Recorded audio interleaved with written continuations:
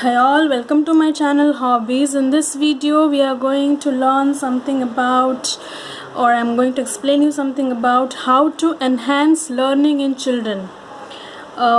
We know that learning is a very important process and part of any study, and so how we can enhance that learning in the kids at our home, or rather you can also say that what steps to follow for the learning to take place in a better way.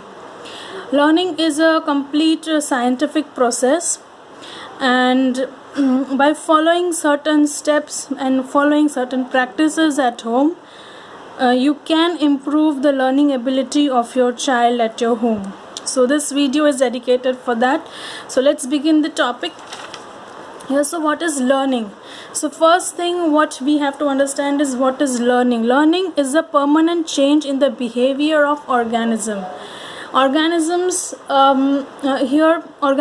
we are taking because it is generalized term. It is learning takes place in every animal, but for here in this video I will be discussing about the human and the kids, especially regarding academics only. So behavior of a child. So permanent change in the behavior of a child. Suppose a child has learned the concept of float and sink at the school, okay, and whenever they see some oil floating on the water, they will suddenly quickly identify, mama, this is something floating on the water.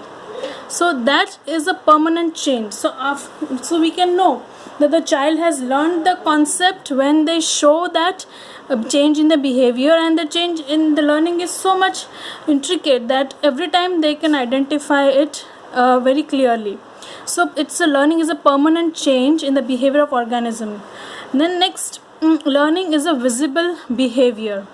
The learning has taken place in their brain, but how do we know that learning has taken place? So we have to see for the visible behavioral change in the child. So that can be done by tests are formal as well as informal tests. Formal, actual paper pen test, orals, worksheets, all these are formal, but informal is in a playway method in the form of games. When you go for any outing, for example, if you go for outing, the child has learned ABCD 1 2 3 4, all this up to 10 they have learned. Then when they read any signboard, or they try to recognize the letters, they try to recognize the numbers. So there's an informal way. So by informal way also we come to know that the learning has taken place and the child is able to identify so many things.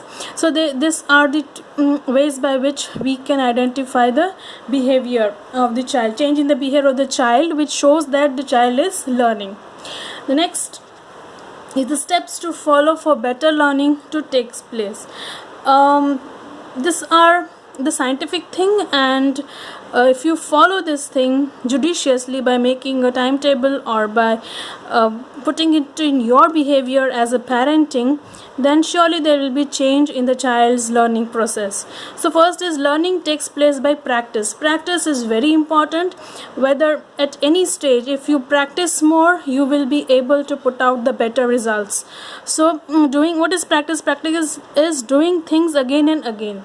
So when we do practice, when we repeat the things again and again, it brings confidence, and it brings a self confidence that no, I know this thing. So practice is first and the foremost requirement of learning. Practice can be done orally, by writing, by weekly practice, like practice continuously doing that thing again and again. That way the learning can be enhanced. The second is learning requires motivation. Motivation is very important when the child is learning, because at every age the child, what it is learning in curriculum is something difficult for them only when concerned with that age.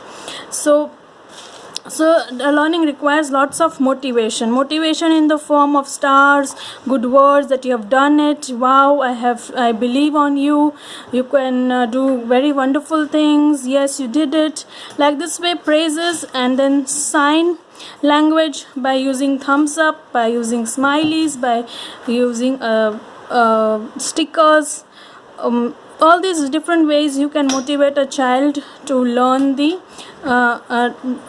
while they are learning. So if the child writes number 1 for first time and it's almost correct, then you can say, wow, I am great that you have done it so well. So like this way, keep on motivating the child so that the child will able to understand that this is the proper behavior I am doing, proper learning I am doing, I am going on a correct path. So that is how the brain functions. So next, third point is learning is a modification of behavior. So when a learning takes place, there is a modification of behavior. That behavior is after learning the letters and numbers. After learning the letters and numbers, the child identifies it written on any material. So that is a modification in the behavior. After learning above and below concept, above and below is the opposite word which they are taught in the preschool. So in the school, when they have learned it with the help of examples, and when they come home and they tell you, mama, that ball is under the table, that you come to know that this opposite which was taught in the school is learned by the child, and that behavior, the change in the modification in the behavior of the child is seen. So that way we can see that learning is taking place. The next is, fourth one is learning comes through activity. So if the more the activity a child does, more activities involved, the learning will be better. For example, here the child is holding which type, there are many different types of activities now. Every school is following, everywhere they are so much on the YouTube and Facebook. But at home, it's very important for activities to be done. In school, one activity which I always find it better is to involve the children themselves. So children holding A to Z letter in their hand, and teacher will announce a letter A, so that child will come forward. That type of activities where more of children are involved, when you have group of children, that type of activities can be done. And other, when you're alone at home with a child, then you can do board games, puzzles, flashcards, coloring, all these activities with the child to enhance the learning. And then next is learning depends on previous experience. It's very natural that whatever previous experience we have, learning depends on that. So suppose in the school the child has learned that this is number 1. When you get one thing, it's number 1. And somewhere he goes to birthday party and he gets one chocolate, then he identifies that this chocolate what I have got is one chocolate. No, I want 2 chocolates. So this is because of previous experience. The child has understood that I wanted 2 chocolates and I have not got it, so I want one more. So that is how the learning depends on the previous experiences. The next 6, learning is an incentive oriented. Incentive oriented means after the child completes the work, you give a star, you praise it, or give stickers. And sometimes small kids, they don't like to write, they feel boring to write, or they find it tough to write it. So we give incentives that no, you finish this page so nicely, your madam will give you a star, they will give you smiley. So that type of incentive when you give, the learning will take place in a better way. Rather than scolding the child that you are not doing homework and this and that, you give them incentive of what they will get when they complete the homework. So that is how the learning will take place in a positive way, and it will not affect the emotional balance of the child also. Then 7th is learning has positive correlation with interest. This is very important. Interest, if you have interest, then you will learn it in a better way. But interest will come. What is interest? The things you like to do. But when will interest come? Interest will come when you understand that thing. If you don't understand that thing, there will be no interest in doing that thing also.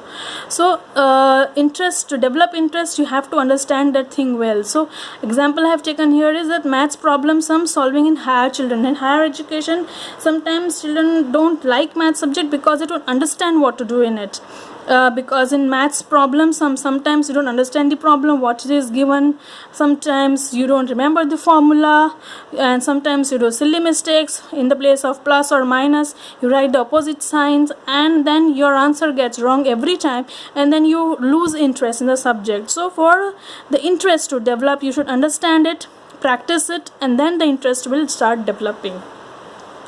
The next is 8. Learning is a function of maturation. This is very important. At a particular age only you can teach a child a particular concept, then only they will be able to grasp it, otherwise they don't able to grasp it. So after attaining particular age, a child can grasp particular concept. For example, junior KG child can recognize numbers but cannot read the time in the watch. They are just recognizing, them started to recognize the numbers 1 to 20.